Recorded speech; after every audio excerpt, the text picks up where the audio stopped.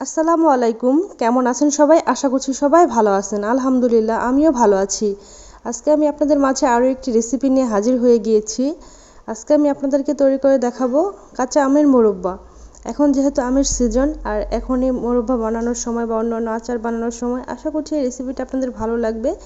আমার এই রেসিপিটা যদি আপনাদের কাছে ভালো লেগে থাকে, অবশ্যই আমার চ্যানেলটাকে সাবস্ক্রাইব করবেন, পাশে থাকা বেল আইকনটা অবশ্যই প্রেস করে দিবেন।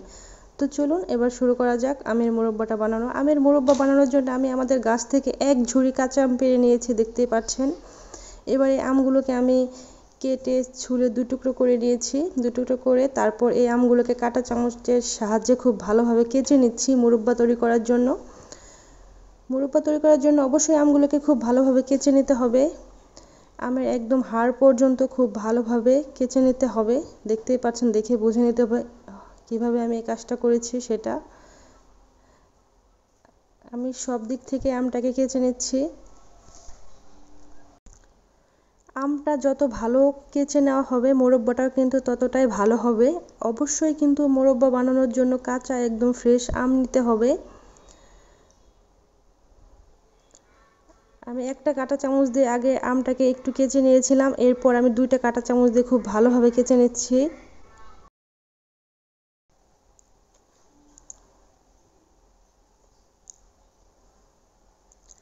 আমার আমটা কেচে নেওয়া প্রায় শেষের দিকে। এমনভাবে কেচে নিতে হবে যাতে করে হাত দিয়ে চাপ দিলে একদম ভেতর থেকে রস বের হয়ে আসে। আমি আপনাদেরকে একটু দেখিয়ে দিচ্ছি, এই যে দেখতে পাচ্ছেন একদম টক রসটা বের হয়ে এসেছে। এখন এই আমগুলোকে আমি পানির ভিতরে যেভাবে ভিজিয়ে রেখেছি, আমি কিন্তু অলরেডি অনেকগুলো আম এভাবে কেচে নিয়েছি। এভাবে পানির মধ্যে রেখে দিলে আমের ভেতর থেকে টক পানিটা বের হয়ে আসবে। আমি আরও একটা আম কেচে আপনাদেরকে দেখিয়ে দিচ্ছি।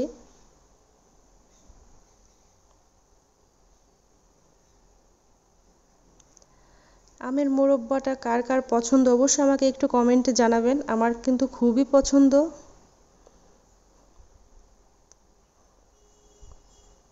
আমার ফারহান বাবু আমের মোরব্বাটা খেতে খুবই পছন্দ করে। আমি কিন্তু আজকে অনেকগুলো আমের মোরব্বা তৈরি করেছি, প্রায় 40টা আমের 80 পিস মোরব্বা বানিয়েছি আমি। মোরব্বাটা কিন্তু একটু কম বানালে ভালো হয়, কারণ বেশি করে মোরব্বা বানাতে গেলে একটু নাড়াচাড়া দিতে গেলে ভেঙে যায়। আমি কিন্তু রিস্ক নিয়েই অনেকগুলো মোরব্বা বানানোর ট্রাই করেছি। অনেকে কিন্তু 10 পিস বা 20 পিস আমের মোরব্বা বানায়, আমি একবারে 40টা আমের 80 পিস মোরব্বা বানিয়েছি। দেখতে থাকুন আমার পুরো ভিডিওটি, আশা করছি ভালো লাগবে।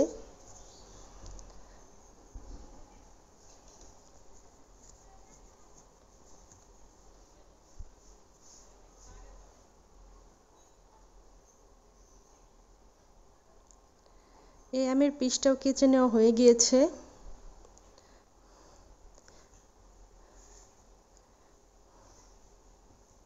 এই যে দেখতেই পাচ্ছেন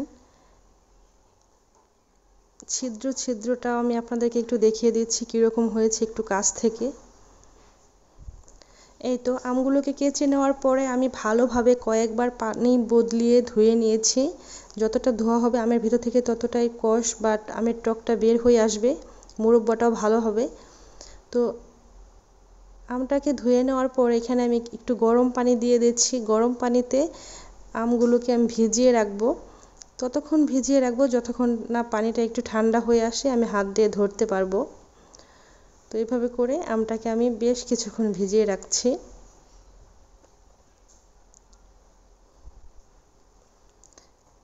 এই তো আমার আমটা ঠান্ডা হয়ে গিয়েছে। এবার আমি এই হাত দিয়ে আম থেকে এভাবে চেপে চেপে পানি বের করে ফেলে সবগুলো আম এভাবে চেপে চেপে তুলে নেব। এই তো আমি সবগুলো আম পানি এভাবে ঝরিয়ে নিয়েছি, দেখতে পাচ্ছেন। এবার হচ্ছে মোরব্বা তৈরি করার পালা। মোরব্বা তৈরি করার জন্য আমি এখানে 2.5 কেজি পরিমাণ চিনি দিয়ে দিয়েছি।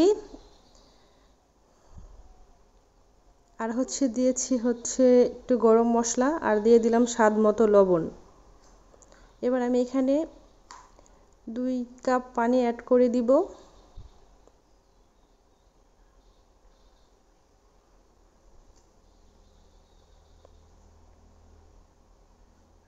চিনিটাকে পানির সাথে একটু মিশিয়ে দিচ্ছি। এই তো পানিটা একটু বলক চলে আসার পরে এখানে আমের পিসগুলোকে দিয়ে দিচ্ছি মোরব্বা তৈরি করার জন্য।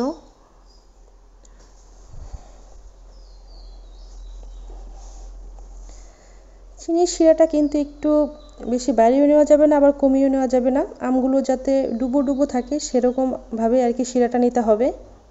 আমি যেহেতু অনেকগুলো আমের মোরব্বা তৈরি করছি, এই কারণে আমি শিরাটা অনেকটাই দিয়েছি। দেখতেই পাচ্ছেন, দেখে বুঝে নিতে হবে যে আমি আসলে কিভাবে আমের মোরব্বাটা তৈরি করেছি। অনেকে কিন্তু খুবই অল্প করে মুরব্বা তৈরি করে যে ভেঙে যেতে পারে। আমি এভাবে তৈরি করছি, আপনারা দেখে এভাবে বানিয়ে নিতে পারবেন, একটুও ভাঙবে না। আমি খুবই রিস্ক নিয়ে অনেকগুলো মুরব্বা একত্রে তৈরি করছি শুধু আপনাদের জন্য। মুরব্বাটা এভাবে জাল করতে হবে আর হালকা করে শুধু নিচ থেকে একটু নেড়ে চেড়ে দিতে হবে, যাতে করে চিনির শিরাটা হাঁড়ির তলায় লেগে না যায়, কারণ পুড়ে গেলে কিন্তু মুরব্বার কালারটাই নষ্ট হয়ে যাবে এবং স্বাদও নষ্ট হয়ে যেতে পারে। দেখতে পাচ্ছেন এই যে আমার মুরব্বাগুলো তৈরি হয়ে গিয়েছে, আমি একটু ভাঙিনি। আমি এভাবে চুলা থেকে যে হালকা একটু রসালো রসালো আছে, এভাবে আমি চুলা থেকে নামিয়ে নেব।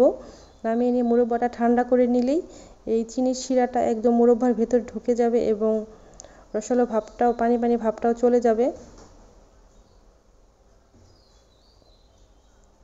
এ পর্যায়ে বেশি নাড়াচাড়া দেওয়া যাবে না। আমি এটাকে চুলা থেকে নামিয়ে নিব। এই তো আমি এটাকে চুলা থেকে নামিয়ে নিয়েছি এবং আমি কয়েক পিস খাওয়ার জন্য একটা প্লেটে পরিবেশন করে নিয়েছি আপনাদেরকে দেখানোর জন্য।